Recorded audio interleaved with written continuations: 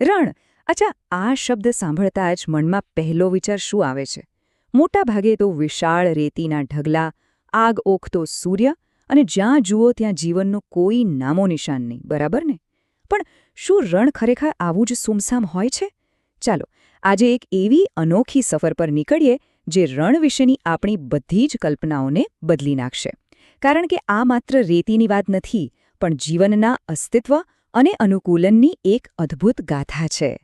તો મોટાભાગના લોકો માટે રણ એટલે અનંત સુધી ફેલાયેલા રેતીના ઢુવા. પણ શું આ જ સંપૂર્ણ હકીકત છે?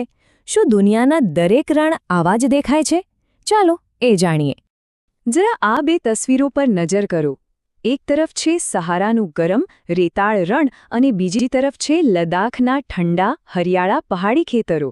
માનવામાં નહીં આવે, પણ આ બંને જગ્યાઓ રણ છે. છે ને એકદમ આશ્ચર્યજનક વાત? અને આ જ તો રણની સૌથી મોટી ખાસિયત છે. એ કોઈ વીરાન જગ્યા નથી, પણ એક એવું વિશિષ્ટ પર્યાવરણ છે જ્યાં જીવસૃષ્ટિએ ટકી રહેવા માટે અકલ્પનીય રીતે પોતાને ઢાળી દીધી છે. ચાલો અનુકૂલનની આ ગાથાને વધુ નજીકથી જોઈએ. તો આપણી સફરનું પહેલું મુકામ છે દુનિયાનું સૌથી મોટું ગરમ રણ, સહારા. એક એવી જગ્યા જ્યાં ગરમી ખરેખર અસહ્ય હોય છે અને જીવન ટકાવી રાખવું એ પોતે જ એક મોટો પડકાર છે. આ નકશામાં જુઓ, સહારા રણ ઉત્તર આફ્રિકાના કેટલા મોટા વિસ્તારમાં ફેલાયેલું છે.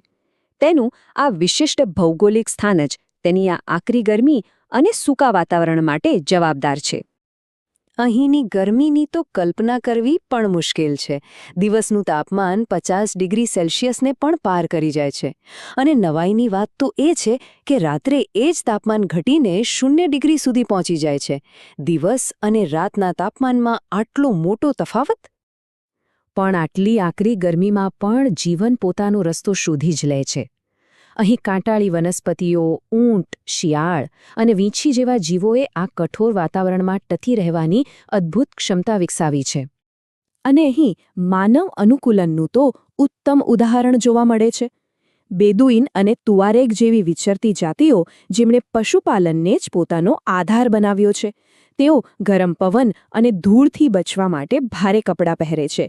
જોકે નાઇલ નદીની ખીણ અને હવે તો તેલ જેવા સંસાધનો મળવાથી આ પ્રદેશમાં મોટા ફેરફારો આવી રહ્યા છે. ચાલો હવે સહારાની એ સળગતી ગરમીને પાછળ છોડીને એકદમ અલગ, એનાથી બિલકુલ વિપરીત વાતાવરણમાં જઈએ.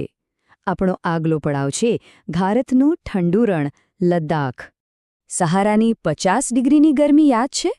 હવે કલ્પના કરો -30 ડિગ્રીની ઠંડીની. શિયાળામાં લદ્દાખનું તાપમાન આટલું નીચે જતું રહે છે. અહીં પડકાર ગરમીથી બચવાનો નથી, પણ હાડ થીજાવી દેતી ઠંડીમાં ટકી રહેવાનો છે. લદ્દાખ જમ્મુ અને કાશ્મીરના ઊંચા પહાડોની વચ્ચે આવેલું છે.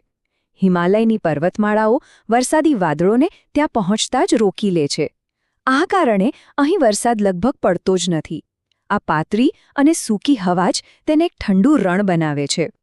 લદ્દાખ માત્ર તેની ભૂગોળ માટે જ નહીં, પણ તેની સંસ્કૃતિ માટે પણ એટલું જ અનોખું છે.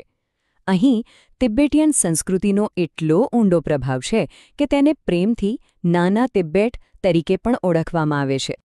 અહીંની સંસ્કૃતિ અને ભૂમિ જાણે એકબીજા સાથે વણાઈ ગયા છે.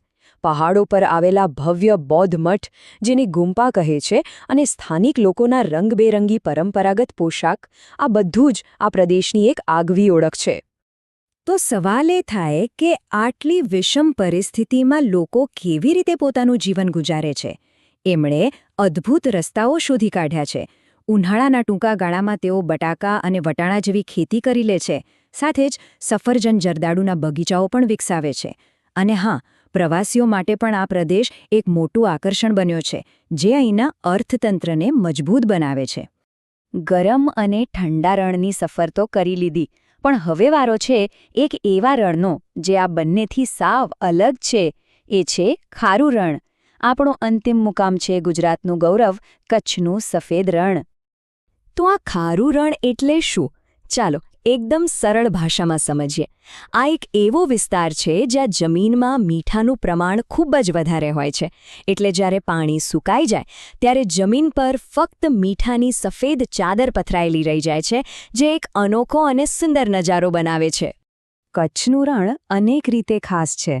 અહીં મોટું અને નાનું એમ 2 રણ છે.